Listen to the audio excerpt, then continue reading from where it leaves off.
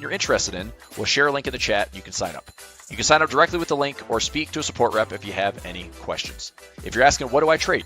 Pretty much everything. Indexes, ETFs, stocks, options, futures, Forex, and crypto. Thoughtful analysis, active trading. Check it out. And now, back to the show.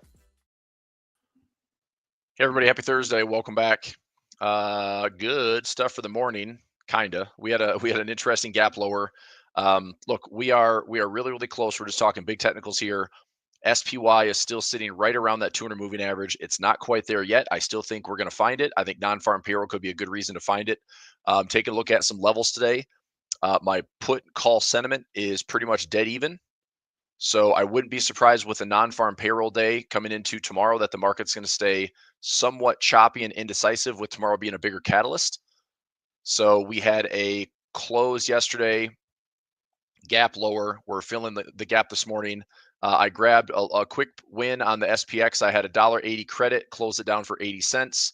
Just grabbed a quick dollar, and I have another trade in that is just above here, just below here, looking to see if price stays relatively choppy today, and just go ahead and get time to work in my favor, and then see a 235 credit, hopefully decay down to about $1.85 or less. That's my profit target. So I will be watching. I don't think the market can get too far ahead of itself. I still think this 200 moving average stuff has to get hit. SPY, it's right there. SPX, it's right there. SPX, even on this technical analysis side, I mean, the 200 moving average is right here. I could see price playing out this way. We did take out, so this little flush to the downside did take out recent lows, and tested the same low over here. If this is any type of swing, and the bears are going to have the opportunity to kind of fulfill the swing, high, low, lower high, lower low.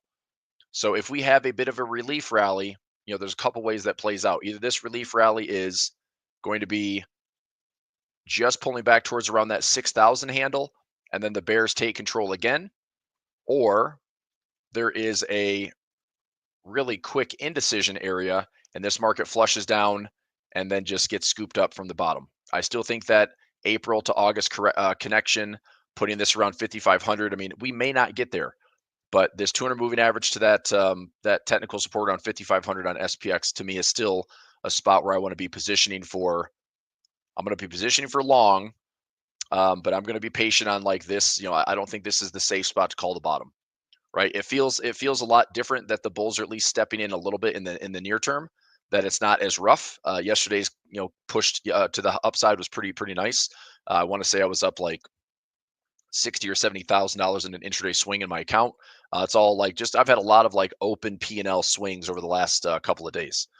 So I'm just keeping a close eye on things. Today I'm in the red, but still maintaining a six-figure P&L year to date, but just got to watch levels closely. Getting back some nice buying power, which is good. And we'll see how it all plays out. So I'll be watching this position for right now. Gap fills. Let me see what that $1.80 was doing this morning. It's probably trading for like 60 cents or something like that now. 50 cents, 55 cents. Yep. So that's $1, $20, $30 out of the original trade. So keep a close eye on it. We do have non-farm payroll tomorrow. Hopefully we're still kind of range bound today for one of my other trades running. The trade that we took yesterday during session, that was a nice little winner. Put this in $1.55 credit. That was a 0 DTE. That was a reply trade management update.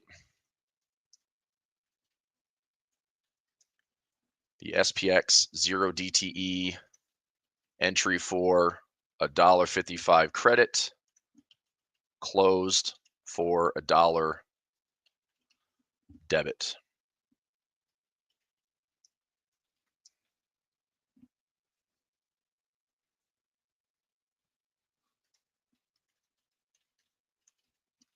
Time decay works quickly in the 0 DT environment. So that was the trade posted yesterday in Pulver Alerts. That was right in here. We were in session, put in on another trade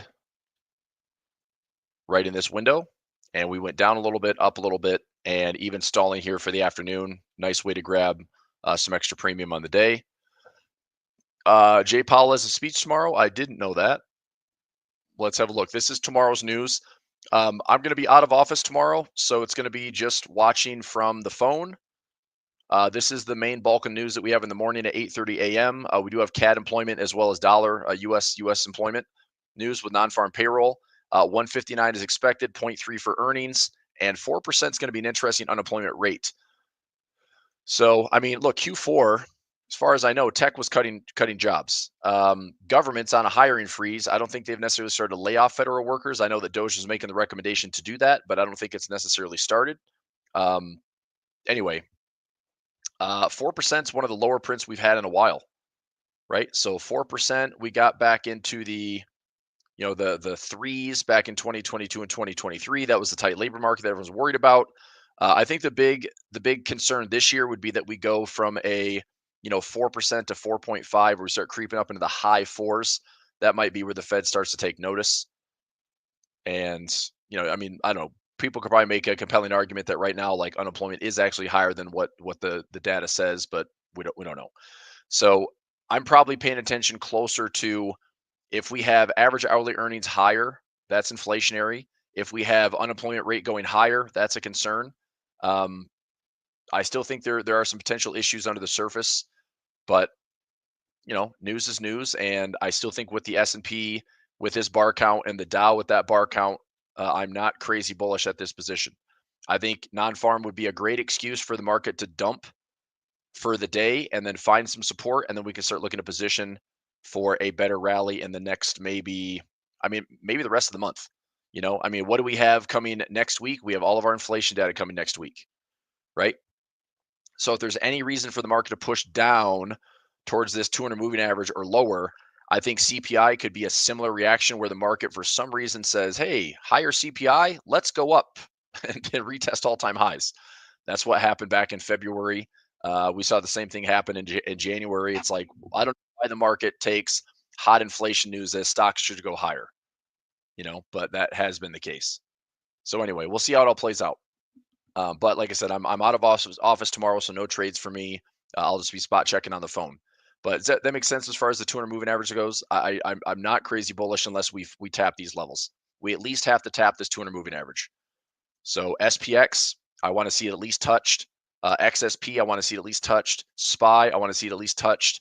RSP, we are right down at it right now, but I'm already dollar cost average into the RSP at the same price. The only way that I'll get this to go, if I'm going to add more to RSP, it's going to be on a fresh low. Okay. Futures, yes, we tapped the 200 moving average. Futures market is red on the day. Micro futures, same thing. We tapped the 200 moving average. We're not quite there yet. This is why I was saying we could do a flush down, have some indecision, and then have one more push down where it's kind of a bear trap, but it might sting. Look, there's a gap here to get filled. The market could be coming after that gap fill. There's pretty good technical support around that 5,500 zone. So just saying, I don't know if the flush is done yet. Because look, what I'm doing is I'm basically preparing for a little bit more downside.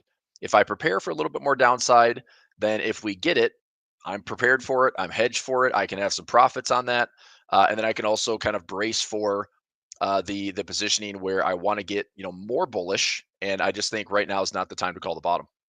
That's all. Okay.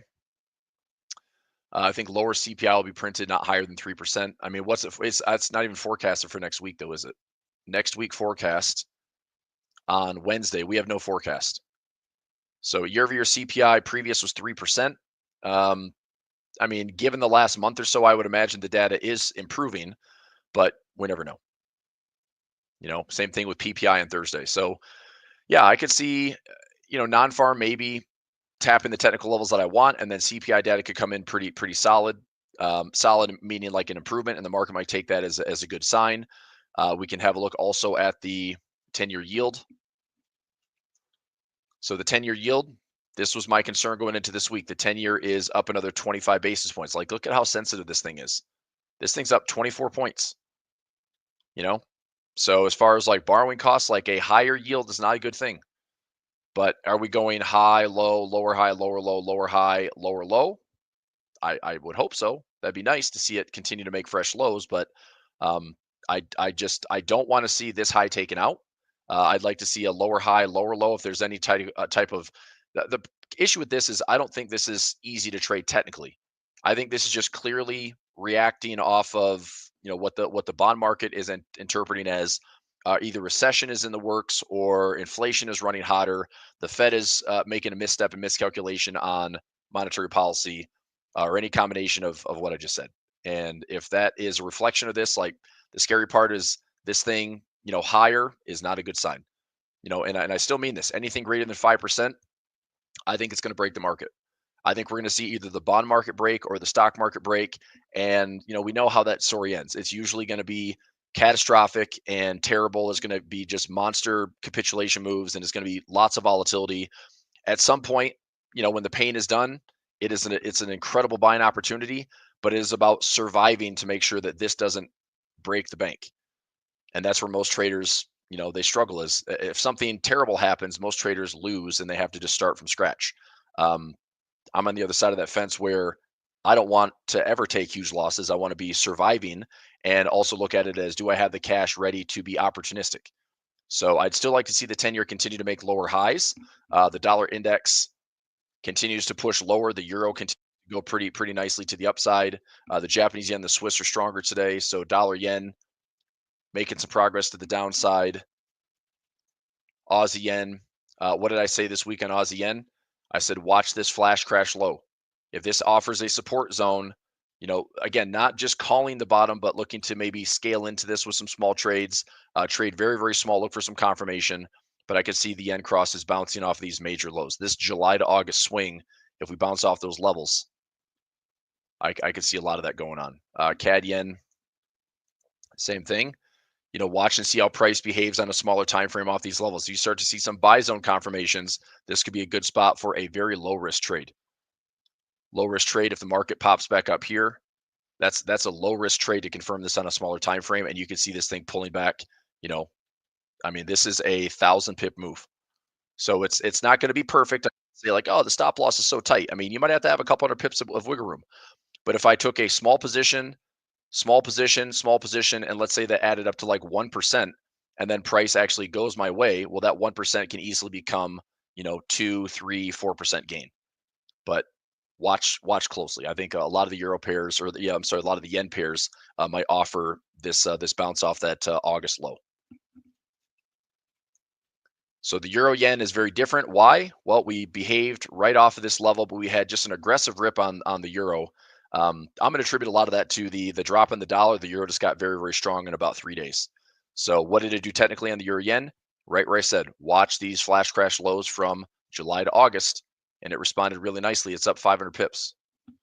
Pound similar, but pound was not nearly at the lows. So euro yen was really nice. Swiss yen, right back down to the same lows. I'm already out of that trade. New Zealand yen, watching similar to the Aussie yen. Here's your flash crash low, right? So if you're watching carefully, maybe scaling in entry 1. If we come back and revisit the low, entry 2, look for some confirmation on a smaller time frame, stack up some legs and see if we get back to range levels. If this low holds, there's good reward to risk trading opportunities on these yen crosses. Okay. All right. Dollar pairs. Let's go some other FX crosses first. I'm still long Aussie CAD. I'm still long Aussie Swiss. I'm still long Aussie New Zealand. I'm out of the Aussie dollar, but it is still going up, which is nice. I protected as a profit right about. It's still current price. I'm not really mad about that trade getting out early. New Zealand dollar is now up to some profit. So if the New Zealand dollar heads a little bit higher, I've got a chart alarm at 5,800. Some pretty good structure there. I'll probably end up grabbing some pips. This would be trade 1, 2, 3. I'll take a small loss on 1, take a winner on 2 and 3, and walk out with some profit. That'd be the Kiwi dollar. Dollar CAD, looks like this swing is potentially happening. I honestly, I still like this trade better. If this is a topping pattern on the dollar CAD, I wouldn't mind looking here to get long again and see if we actually have a new trend. I don't know. Maybe this is still a range trade. Maybe. but who's offering a little bit more carry right now? If you were long dollar CAD, you have some carry opportunities, right? Your CB rates, your cash rate for Canada, I think is down to the 3%. Canada is 3%, and the US is still hanging out around 4.25, 4.5. So it's not fantastic carry trading or positive swap, but it's better than getting charged. So if this plays out with a symmetry move, high, low, lower, high, lower, low, I would like to scoop up maybe some dollar CAD in here and try to get back to these highs. If we break and go higher, man, 150 on the dollar CAD or 155 on the dollar CAD. You just look left on this chart, you can see that it's possible, right? Now, I say possible, but maybe I need to have a plan, because if all of a sudden this dollar CAD is topping here, topping here, topping here, and we come all the way back down to 125, that would be, I find that hard to believe that the dollar CAD is going to drop all the way back down to 125 versus this breakout of going from this low to high and then pausing, this low to high, pausing. Let's say maybe this is a 1, 2, 3, 4, 5. Maybe that is it. Maybe it's just a big range. But I guess we can't ignore this. If it does respond to this as a support zone, there's room to get back to the highs, and there is room to break. And that's why I want to go to the higher time frame. Look left on this chart. What's crazy about the dollar CAD is going back to 02 with retail pricing, this is as high as it's ever been. 155 to 160 is as high as it's ever been. So you got to wonder, this back and forth tariff stuff with Canada, Mexico, the US, how does the dollar CAD end up playing out? Time will tell. But I think we're creating some rougher relationships right now, some friction in the trade agreements, and I think economically, I would still say the U.S. is probably stronger positioned for the economy than the Canada is right now. But I'm not going to make that big assumption yet. I mean, if we pull back to 139, this would be a pretty simple past resistance becoming future support, and if we get a bounce there, then off we go. But even if we traded a 139 back to 145, that's still a good area to trade. So I'll keep a close eye on the dollar CAD. I think there's some trading opportunities ahead. Right now, I mean, if you're interested in a swing trade, it would just be it'd be a swing. I mean, it's that easy. If you are taking a stab at this for a swing, stop loss above, set your percentage risk, whatever that is. And if it goes into profit, you're looking to protect it. High, low, lower, high, lower, low, easy symmetry. That's a good profit target. I've used that, a lot over my career. So not bad. Dollar Swiss, I want to see some pullbacks. We're getting more pullbacks in dollar Swiss. That actually makes me pretty happy. This is another position that if we come back into these lows, then I'll probably start scaling back into more dollar Swiss and then take it back up to range highs. Okay. We've taken a look at like the Euro Aussie, which still won't stop going up. Euro Aussie has been, this is a crazy amount of candles, by the way. 1, 2, 3, 4, 5, 6, 7, 8, 9, 10 candles in a row on the Euro Aussie. Wow. 10 candles in a row in the Euro Aussie. Another, huge explosive move on the Euro CAD, probably another 10 candles on Euro New Zealand. Yep, very similar. And then the pound crosses, pound turning a little bit faster, pound CAD a little bit faster, pound New Zealand's a little bit faster. That's good. Euro pound is probably pushing higher. It is right up to that 200 moving. Look at this thing. This currency pair never moves. And in 3 days, from 82.60, I mean, it's not a big move. It's about 140 pips. But when this thing takes, usually a single day of this currency maybe gives you 20 to 30 pips of movement. We've had 140 pips in 3 days. There's clearly, something going on here. So I just think a lot of this has to do with, fiscal policy is ramping up in Europe. And it's more Eurozone, it's more Germany than it is UK, which is why the euro is getting the nudge more so than the pound. But, if you look left on this chart, buying around 82.90, 8,300 is a really strong support level. And that's continued to hold really nicely since 2020. So anyway, not terribly difficult. Indexes, still watching, tomorrow's non-farm. We're trading kind of inside candles here for the last couple of days, which I don't mind. I don't think that's a bad thing. Markets at least stalled a little bit pain-wise, which I think is good. One thing I did see online is there was a record amount of puts bought. This would have been yesterday. SPY put volume spiked for the third highest level in history. The previous two spikes were bottoms for the S&P 500. The Q put volume made a new all-time high yesterday. This is according to Zero Hedge on Twitter. So again, that's where typically traders are getting it wrong, or if there's record amounts of buying, then typically that can signal like, okay, everyone's buying for protection, so they're going to get that money.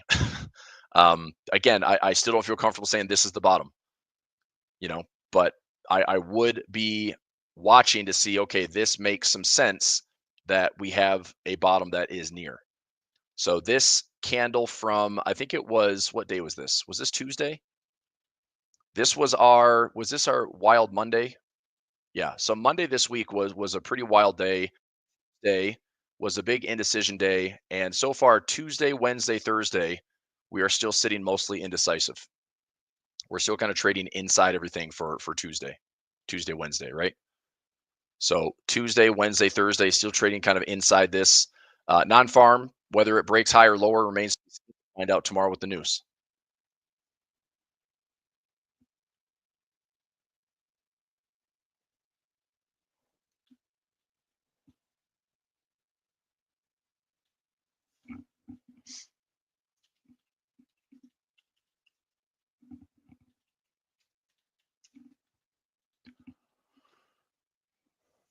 Okay. What else? Let's go top down. Dollar, which is dropping again. This is a wild move. I will say this on the dollar. Four candles in a row. This is one, two, three, four aggressive candles in a row. It is pushing very inefficiently. I'm not calling the bottom here. This is what seems to be a falling knife. If you're looking at dollar direction on smaller time frames, probably trends and pushes. The dollar's clearly getting unraveled very, very aggressively. That being said, though, if we do just go straight down to support, would anyone be surprised if the dollar catches a bid again? I wouldn't, right? What goes down inefficiently typically starts to bottom and stall once we get oversold conditions with some extremes, and then we start to come back up for efficiency. So the faster this is going to the downside, the more likely, the more likely this is going to find support and then start to eat back into these inefficiencies. So I mean, it could still fall. I mean, the dollar could fall now. I mean, my 106 to 105.50 handle never really broke the trend line. This is why, I mean, I'd say I stayed out of trouble with a lot of the dollar stuff is it never broke resistance, right? So forming a low in this 106 to 105.50 area didn't really happen. It thought about it for a second, but it never broke the trend line. So no real reason to buy the dollar. But anyway, as this is falling, if there's more to come, it's pretty simple to me. If the dollar comes to this area, look for some indecision. There's going to be some manipulation of these bottoms. But if we start to go back into these efficient levels, we're going to see some dollar opportunities. Just be ready for it. Just be ready for it.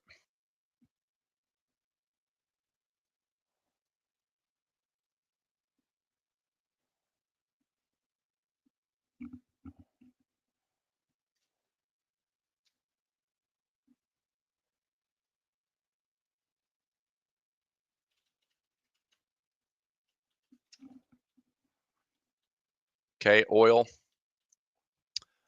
Oil is now down to the same lows we saw in September of 2024, same lows we saw back in April of 2023. Pretty important spot for oil. Is it going to hold support? That is the, whatever $1 trillion question. If oil holds, okay, fine. If oil starts to decrease and go lower, I'm not calling the bottom on oil. I think oil can slide into 60. We can slide into 50. We can have this larger, channel can push down from a symmetry move. I mean, this would be ridiculously scary. But after watching oil go negative during COVID, it can do whatever it wants. So I'm very cautious on oil. I think it's a good opportunity to potentially take a stab on this, but it's like, what would be the fundamental reasons for oil to go up, right? U.S. wants deregulation. U.S. wants to drill like crazy. They want to start firing things up domestically again. They want to be one of the bigger producers and compete on the global stage again. OPEC's the only thing that stands in the way between what the U.S. wants with oil prices. Saudi Arabia wants lower oil prices as well. They want to drive margins down so they can still take up more market share. OPEC is always the one that's fighting back. That's your, for lack of better words, that's your cartel. But I don't know why we'd bounce. The only thing that we bounce from is like, oh, there's a supply shortage. Okay. But if there's heavy amounts of producing and all of a sudden it's like a supply glut, I don't think oil stands a chance to staying bullish. So maybe not a bad trade would just be selling oil. If we break the floor, if we break the floor, if we break and retest and fail, we've got room to fall. So it could be a pretty good position there. I don't know. I'll keep an eye on it. I like it. I just want to see, do we hold the lows or do we break the lows? If we break the lows, we could quickly drop into the 60s and 50s, and that could be a very profitable trade. That's probably a surprise trade for a lot of traders out there that are like thinking energy is this great diversifier when in fact energy prices and oil prices are dropping, and that's kind of the exact opposite of what they want to see. But we'll find out. All right, what else do we have here? Gold and silver, natural gas making some fresh highs. My UNG position up about 22.90. This one is going to be getting close to called away. Not a huge winner, but TLT is pulling back a little bit. TLT is trading at 80. Oh my God. I had this thing up to 92. Looks like my covered call. I mean, it's still up $8,000 on TLT. UNG is up around 3,500 bucks. I have a 5 by 23. It's not ready to get called away yet, but if we get up above $23, what's silly to me is like this $23 call is upside down. So my $5 call is up a bunch of profit, and my call, because price has gone up, it's like I guess I'm losing on that call value because we've seen the call options increase in price, and so I only got like a 70 cents to $1 on the covered call, and it's obviously a much higher premium right now. So it's still potentially going to get called away. I don't mind the trade. I mean, it's $18 for what costs me, I think $11. Cost me $11, and I maxed it out around 18. That's still a good win on the trade, but I've got to get it. I'll just wait. I'll wait and see if it gets called away 18 bucks. I could also play around with the roll aspect too. Okay, gold. Gold is showing some resiliency, but I still want to wait for dips and pullbacks. I still think we're going to get them. With the amount of federal staff being slashed by, yeah, but it's not actually being slashed. Doge doesn't have the power to fire anybody. Doge has the power to recommend. So what the Fed government has done has been a hiring freeze, but they're not actually forcefully laying off people. They're probably putting in mandates like return to office or don't have a job. They're probably making it pretty harsh out there. But Doge does not have the authority to fire anybody.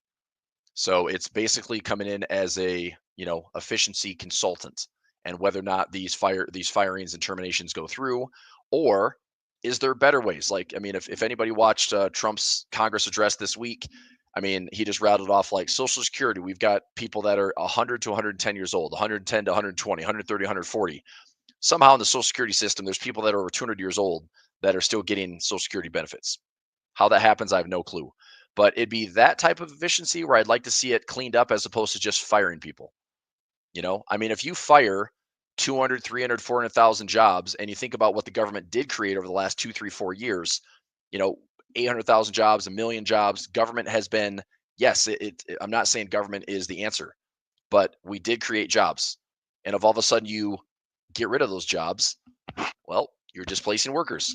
That's going to show up in unemployment rates. That's going to show up in continued jobless claims.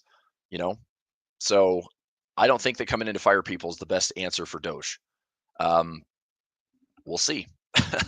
But I don't know. Like I said, I think Trump and this administration could be to bring about change. It might have to come with a lot of pain. To see real sustainable change, it might have to come with a lot of pain and a crisis. That could be a recession. That could be an outlier event that nobody sees coming. That could be geopolitical tensions that boil over. I don't know. But I don't think we make a smooth transition at all. I think that there's a lot of abrasiveness when it comes to current administration policies and just the tone. So we'll see. That's why you got to trade it. All right. Am I going to Atlanta? I'm not. Tomorrow I'm going to be in California. So I'll be up bright and early watching non-farm payroll around 5:30 a.m. Local time, and I'll see where the chips fall. I'll be in California tomorrow. All right, gold. I still want to wait for pullbacks. Like I said, previous highs hitting some moving averages. Silver looking better than gold. I'm actually pretty pleased with my silver positions. I've got SI futures, which is up here. So SI futures up around $900 right now, and SLV is currently up around $14,700. So I still like the positions. Credit spreads, own some shares. I'm not trying to let them go until anything around like $35 or $34. 35 are all my calls. I do have some put protection. I've got some 34 covered calls as well. I also put in some diagonal spreads. So SLV is share. Oops. SLV, I have shares. I have them covered. I have a 15 by 34 diagonal spread. This is all out to, this is, so right here, by the way, my 680 is a $15 long call out to January of 2026. And I sold a June 34 against that. So it's $19 max profit. And that trade cost me about $13.90. So $13.90. I'll do the math on this. So it cost me $13.90. I max out at $19 if everything goes well, and I'm in 300 shares. So it's a $1,500 position. If I called away this summer, I also have 600 shares if I get it called away, which I don't really want SLV to get called away. I think this has room to keep going up. This is another run that I'd like to be a part of. You know, I put this line here just in case we have some type of channel. So if we end up going, through these highs and get to this channel high, we could get into the high 30s or even $40. So if I have it covered at 35 or 36, I'd like to be able to roll this if possible and just let it run. But, I've got a big enough position. I'll let it run. I'll let it do its thing. So that's SLV. Let's go back to the charts. We did gold, we did silver. Let's take a look at the two combined. If you look at gold versus silver right now from this range, and this has been it's been a pretty nice 2-year range where gold, silver has been having its moments where, gold is outperforming, then silver's outperforming, gold's outperforming.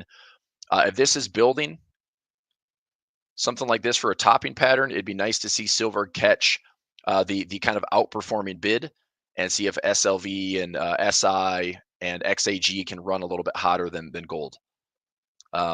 Call it poor man's gold or whatever, but I'd love to see silver on a technical front make a nice big move, if possible. All right, what else? Bitcoin trading around 90K. IBIT hanging in there at 5165. MicroStrategy actually a green on the day, which is not too shabby. So let me see here on MSTR. So MSTR for overall positioning. Well, I've got some year-to-date P&L, but I'm down on my open positions. A lot of that is just option prices. It's a highly sensitive option price. It's very volatile, obviously. I still have some shares. I have some call spreads. I've got some debit spreads. Let me see just individual accounts here. Here's a good look at it. So I have shares. I have the 310 call by 200 put. That's my collar trade. So I can go ahead and let me just label this. So that's my collar trade. The 375 by 390. That wasn't out of the money bull call spread that's out to January of next year. So if we're making fresh highs in Bitcoin, we're probably going to see MSTR up above, $400 again. And then I sold some puts. I did a 111 trade here out to March. This should be profitable. 100 by 95 by 65. That trade still needs some more time. But basically for the trade itself, let me put in a 111 here. That is those are all the same expirations. Yes. Yes. So that's a 111. All right. So let me group that together. So the 100 by 95 by 65, that is currently up. So it's $1.90 income. It's trading for $1.90 right now. I mean, honestly, it's in profit. I could probably just let it close, but this is only 15 days out. I might as well I can let it expire.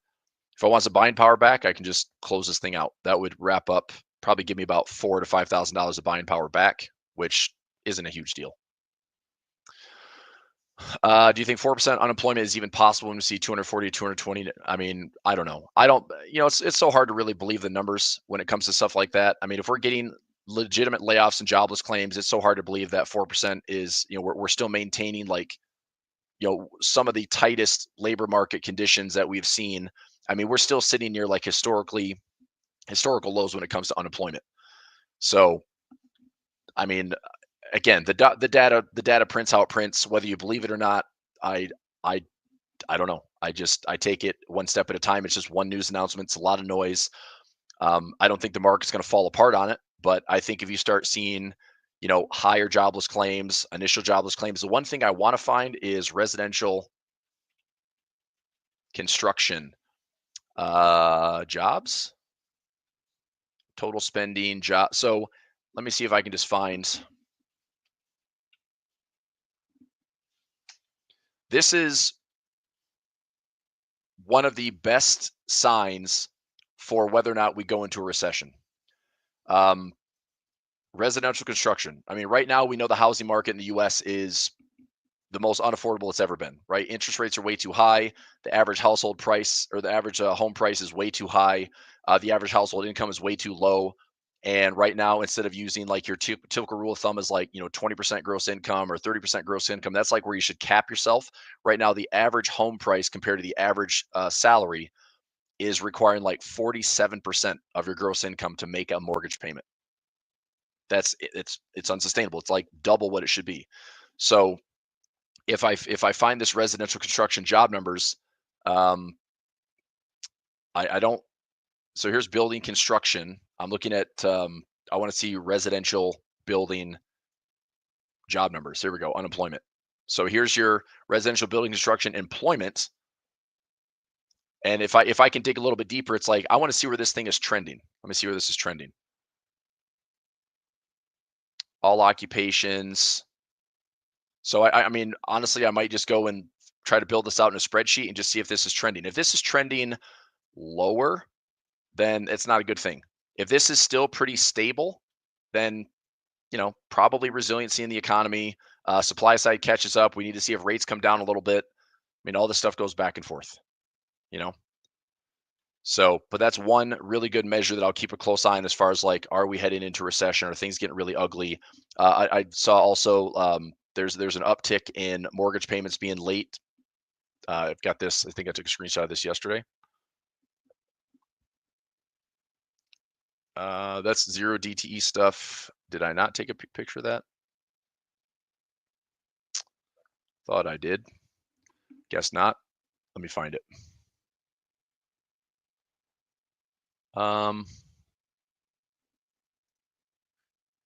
Okay, here it is. I'll take a screenshot of this.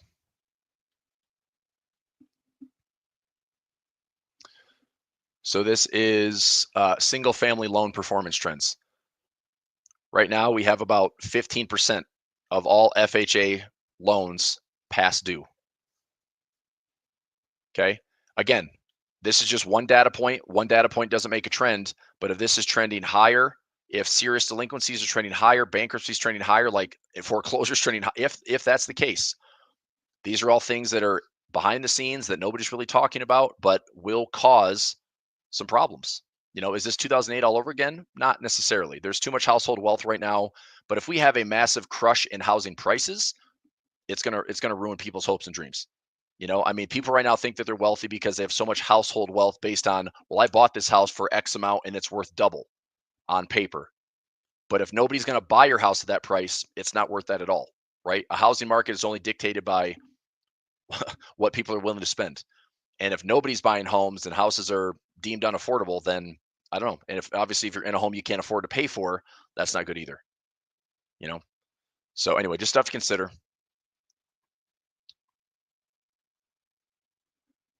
All right.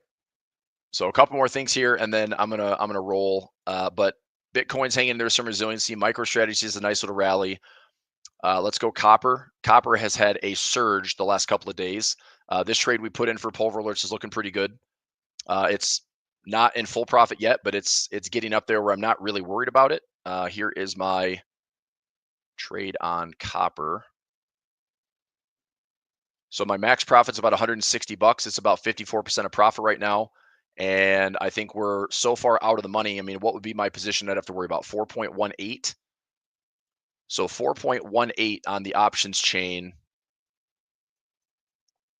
is trading down to a 7 delta. So there's about a 93% chance that this stays out of the money. There's no risk on the trade. Well, there's a 7% risk on the trade, roughly speaking. But I would say highly improbable that this trade doesn't come to full profit. So if my 160 per contract is trading for 145, 150, I'll probably just take the profit and move on.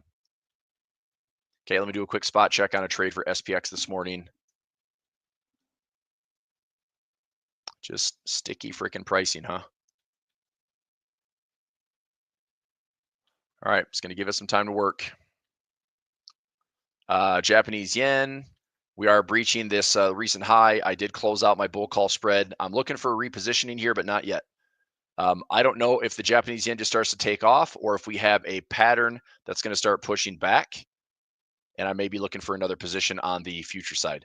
I still don't love that the futures contracts only go out to September. I'm not a huge fan of that. I'd like to go out further. I'd like to trade the Japanese yen like I'm doing an FXY, which is going way out in the future because I just own shares of it.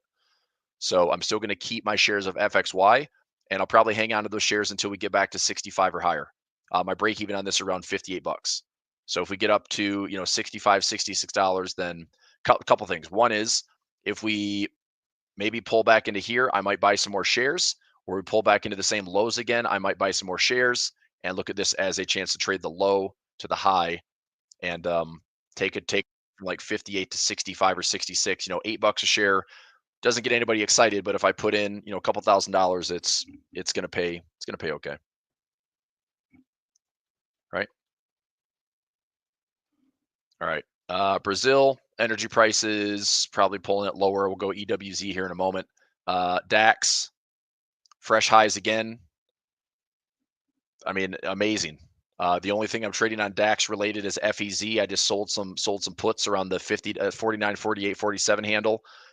I mean, it's just going to be some income right now. I'm not chasing this. I mean, this for an index is one of the best performing indexes in the world right now, and this momentum is red hot. And I'd like there to be a pause or pullback because we're stretched so far away from the 200 moving average.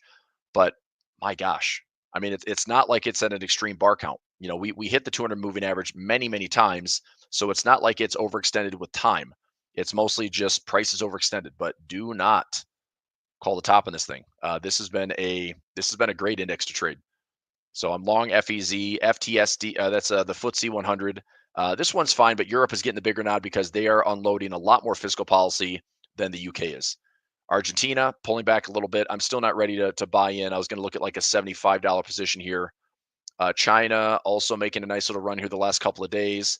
EWZ showing some resiliency. I still like Brazil. MAGs holding kind of nicely off this 200 moving average. That you can still see like a lot of hesitation. It's not necessarily bullish. It's not bearish. The market's already made a correction. High, low, lower, high, lower, low. I also think that Nvidia, if we show some bottoming Nvidia, that probably brings the MAGS ETF up, and we can show that okay, look, we had our flush. There's still a rotation. The quality of MAG 7 is still pretty high. I don't think this year can be a bull market without having MAG 7 show some resiliency. I don't think you can have 7 stocks that go into the toilet that are this large and this profitable and this important, and then see 493 stocks that are like, well, don't worry, Mag 7, we got you. No way.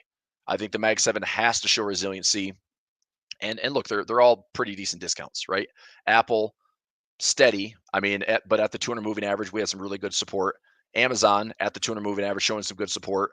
Google is just through it, but a good way to look at Google would be if we come back up above. So if we dip below and dip above, that could be a good low to get put in on Google and head back up to all-time highs. That would be the lift that the market probably needs, right? Where it's not just Mag 7, it's not as concentrated, but it would be nice to see that we're getting a little bit more love. Meta, I still think we need to see Meta come back down to the 200 moving average. This is one of the highest bar counts I have in most of the stocks right now. This is, I believe, over 500 bars. 520 plus bars. So I'm not buying Meta until we at least have a pullback to that 200 moving average. Microsoft, bouncing off these lows, which is nice. Some income trades here still working out really well. 314 expiration. This one's going to be good for another $1.20. Hopefully, this is next Friday. And then another one good for $2.40. Another one hopefully good for $2.29. As long as we stay here above 380, there's no assignment risk for me. So 375, 370, 370. My break-even price would be 370. This one's going to be 365. This one's going to be 365 as well. So if it stays out of the way, these are some nice looking income trades considering we turned pretty hard at those lows, which I'm fine with that. Netflix, another one that has a high bar count. I'd like to scoop up some Netflix, at the 200 moving average. It's not that hard. This trade is expiring here for $2.56 in a couple weeks. This would be basically a price would have to drop to $645. If I took any ownership, I would consider owning some Netflix shares, but it'd be around $645. I really don't want to own shares at $645 though. For 100 shares, that's a big capital tie up for my portfolio margin accounts. So this is generating mostly income, $2.56 income per contract. NVIDIA, we're hanging out around 114. This will be pretty important to watch. I mean, you can see like every real point that the bears are scoring, the market is at least responding to it. So I wouldn't be terribly surprised to see, maybe another low here does get bought. Another low does get bought. Or better yet, I would say we get back above like 120 to 125. If we get back above 120 to 125, we're kind of back above the trend line, back above the 200 moving average, and then maybe NVIDIA shows a little bit more signs of recovery and resiliency. So again, this could be playing the mags. If they start picking up their slack and stopping the selling off like we've seen this year, it shows that Mag 7's kind of back in the good graces of the market. Maybe it's a little bit broader this time because people have exited their heavy positions and taken a lot of those profits. But I think Mag 7 is going to have to perform well and also have the rest of the market perform well. If we want to get back to all-time highs, we probably have to have that concerted effort on kind of everything. I don't think Mag 7 goes down and the rest of the market goes up. There's no way in my mind that Mag 7 goes down and the rest of the market goes up and you're going to see all-time highs. There's no way. So it's just because there's too much market cap. I mean, we were at $3.4 trillion on NVIDIA. Now we're 2.79. That is crazy to consider how much market cap this stock has lost within the last, 2 months. It's crazy. But that's the volatility that comes with it. So, SMH, it looks better. I've got a trade down here in SMH that was closed out for profit. I don't know. I might be playing with fire if I even do that trade. I was thinking of doing another SMH trade, which probably wouldn't be awful. Would I be willing to own SMH? Ugh. I mean, I kind of want to, but I kind of don't. If I'm going to own it, probably like the one. Let me look at it right now. I mean, I wouldn't mind like a 170, 160 area, but I don't know if the IB's that good. SMH. If I went out 50 days out on SMH, gets me a weekly expiration on the 25th. I don't even have the strike prices that I want, so let me try to go to another expiration. Let's go to May 16th. A little bit better. Okay, this is better. If I do a 195 by 190,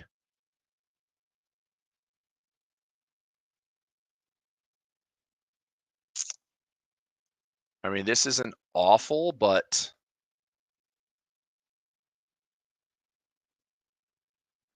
I don't know. It's not that good of a trade in my opinion. 160 to 165. I mean, that's not a bad income trade. It's not a bad income trade. So essentially what I'm looking at is if price falls, I get a little dollar profit trap right here. I'd sell a put at 160 and I still get income on the trade. So 160 is all the way down here around this yearly moving average.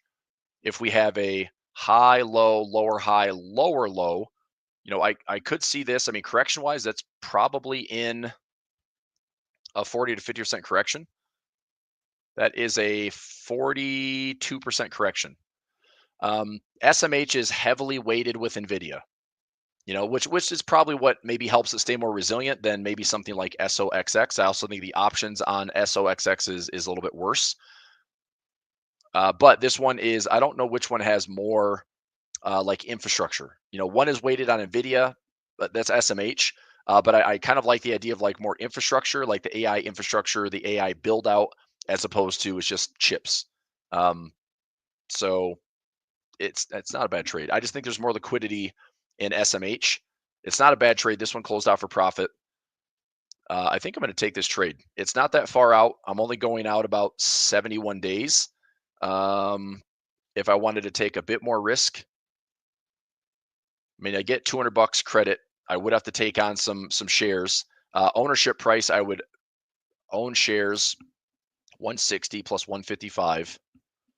So I'd own shares at 157.50. I'd have a dollar profit trap, which would lower it by 50 cents.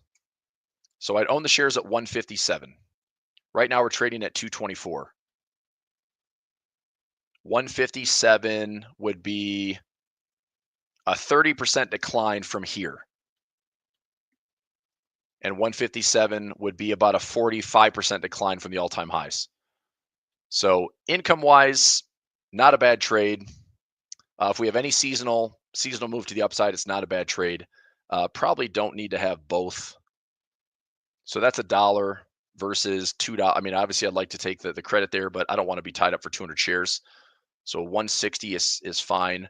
I'd own it around 159, 158 be my break even if I took on the shares. So let me go check on a 30-day covered call just to see if I did have any assignment, what a repair would look like. $9 to $10 on a 30-day covered call. That's a pretty easy repair. All right, I'm gonna take this trade. So May 16th, it is a 195 put that I'm buying and a 194 that I'm selling. That's going to create a $1 profit trap, and then a 160 cash secured put that I'd be willing to take shares of. Unlikely to get assigned, only about a maybe 5% chance of assignment, but a pretty easy repair if I get it. So hopefully I can get this trade in. It's pretty liquid. So let me see if I can get $1.05. $1.05.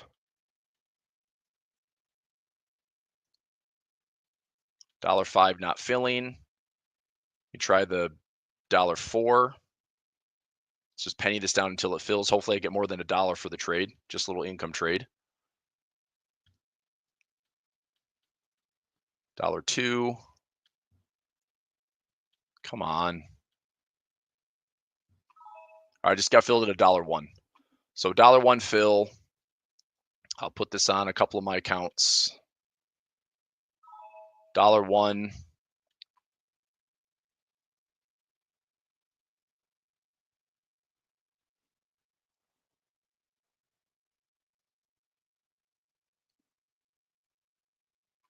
Son of a biscuit.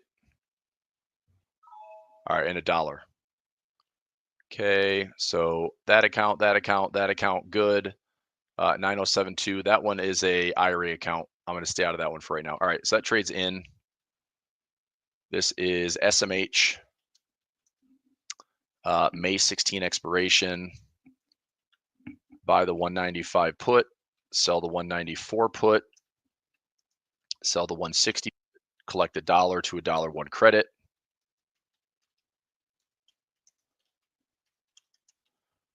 If I'm willing to own, that would be assigned at 160 minus the $1, minus the $1. So 158 or 157, 157.99 is my break even. So willing to own, break even 158. All right, so I'm going to add that into Pulver alerts. That's going to be a new trade under stocks and options. Even though it's an ETF, I'm just going to trade it like stocks and options. So this is a new trade. SMH 5/16 expiration. Buy the 195 put, sell the 194 put, sell the 160 put.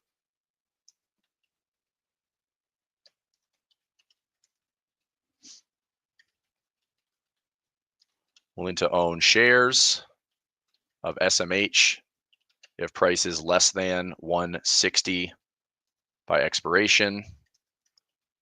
Break-even price is 158. Probability assignment is 5%. Probability of profit on this trade is around 97%. So I like it. Good mechanics. Nice little income trade. Shouldn't be a big deal. So I will put this trade in here. 160 would be my assignment. Get rid of this one. And then I've got a profit trap around the 195. So 195 up here.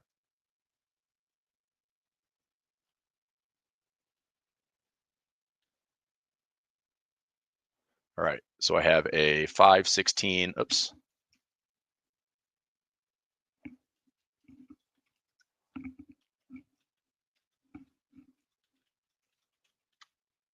So there's my bear put spread.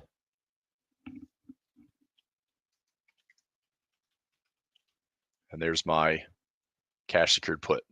So if price is here, down, up, down, I still make money and I keep the dollar.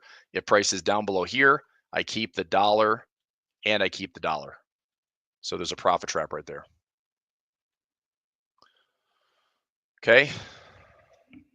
All right, take a picture of that, put that in the post, and there's a little SMH action.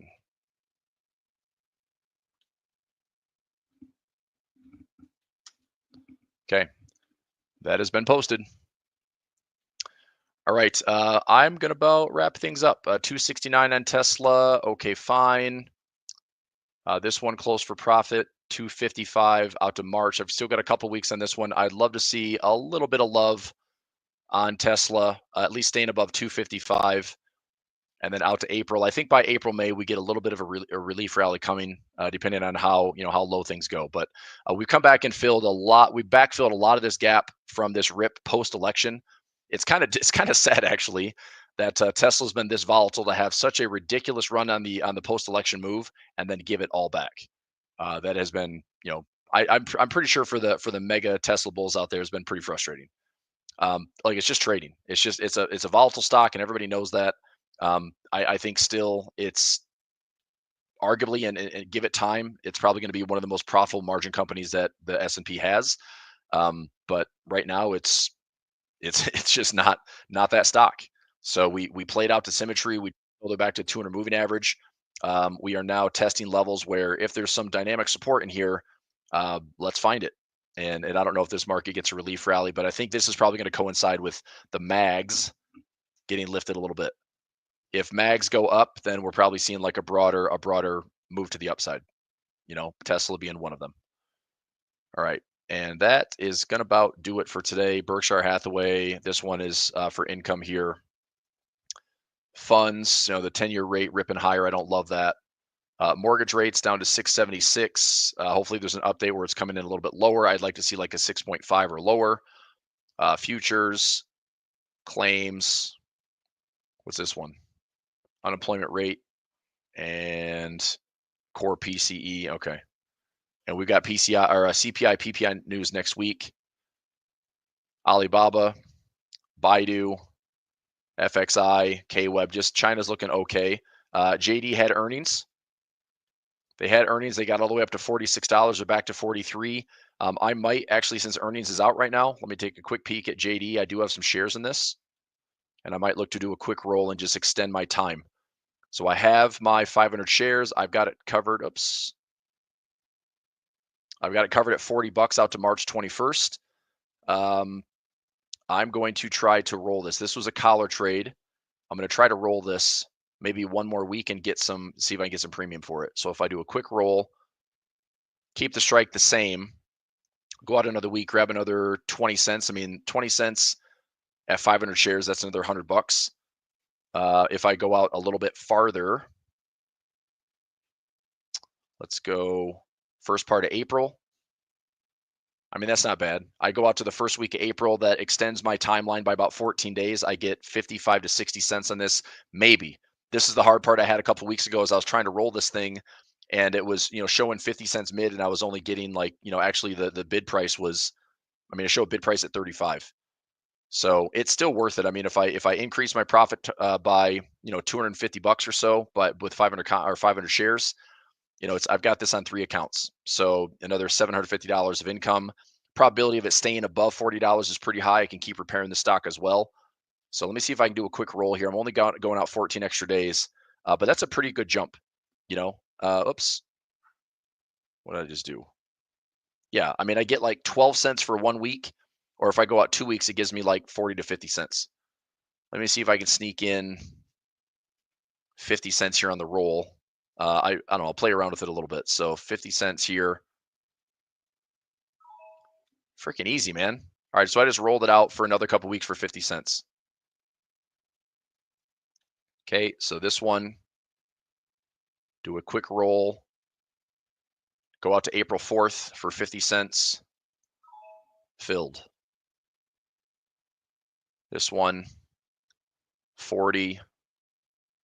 Do a quick roll. Out to April 4th. Can I get 51 cents? Let me try 55. I'll try to get greedy here for a second. Not filling. Okay, let's try 54. 54 cents, even more generous. All right, that's going to be a quick update on my tracker for JD. So all the way down here, rolled, covered call to 4 expiration for 50 cents credit. So my new break even is 35.92 minus 50 is 35.42.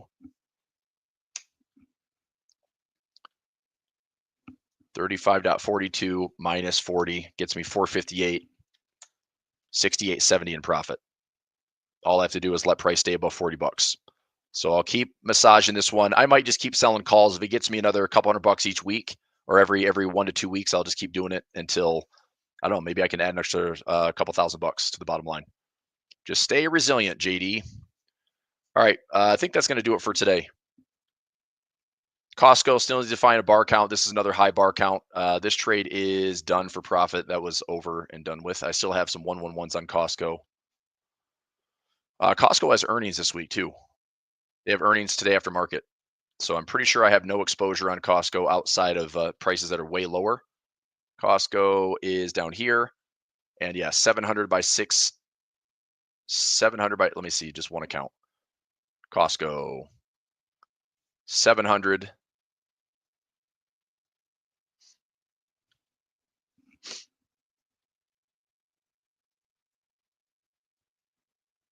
What is this trade? 655 by 600.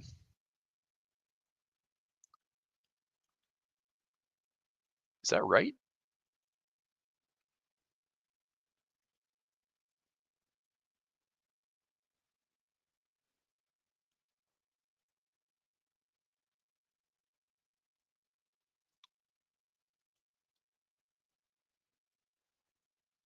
I'm so confused. I feel like this should be a minus. Hang on a second. Buy, what the fudge? So 961 in total credit. I mean, it's not even time sensitive. It's out to 2026. But I don't know why on earth I would have bought a 700 put and then also bought a 660 put. That is weird. So I'll figure that trade out. Either way, though, I mean, the trades are way lower. Some of these are, I'm willing to own some Costco in the 600s. I just sold a bunch of premium on it, but I need to figure out what the heck that trade is. What this should have been is like if I bought the 700 and then sold 690, give me a profit trap and then sell, something like that. But I'll figure that one out. All right. Anyway, one more spot check on SPX for the day, and then I'll let you go. Right now, break even on my SPX trade. Come on, man. Just give me some time. All right. I'm going to let you go for today. Happy Thursday. Enjoy the rest of the day. I'll be gone tomorrow. Non-farm payroll coming out at 8:30. Let's see what the numbers give us, and let's see where prices go. I still think that just keep a close eye on the intraday price action, because today the market is not really like it's able to go higher or lower. We've at least put in a bit of a short-term pain, like stopping point. So we have some indecision here the last 3 days of trading. Today's another, kind of inside candle day. Does non-farm make things worse? Does it make things better? We have inflation news next week. That's going to be an interesting conversation. Same thing here. I like buying it here. I like positioning my options for a chance to get long. The safest way to trade it is don't trade too early. That's probably the safest way to trade it. Until we get on the right-hand side of the trend line, don't force this trade. The only way I would test this area would be because I'm trading options. I can test small, take a small, 0.25%, 0.5% risk. And if it goes my way, then I can load up and get a little bit more aggressive on the percentages and see if this actually gets a, seasonal push into May, into April, into March, or into May, March, April, May. Yeah. If we get that, then let's try to make some bucks through summertime. Okay. All right. Enjoy the day. See you soon. Bye. Thanks for watching today's A1 Trading Show. Be sure to subscribe and to turn on notifications so you don't miss the next one. Want more from A1 Trading? Check out the links in the description below or our website a1trading.com. We have lots of free trading tools and channels available for you. We hope you have a great rest of your day, and we'll see you tomorrow.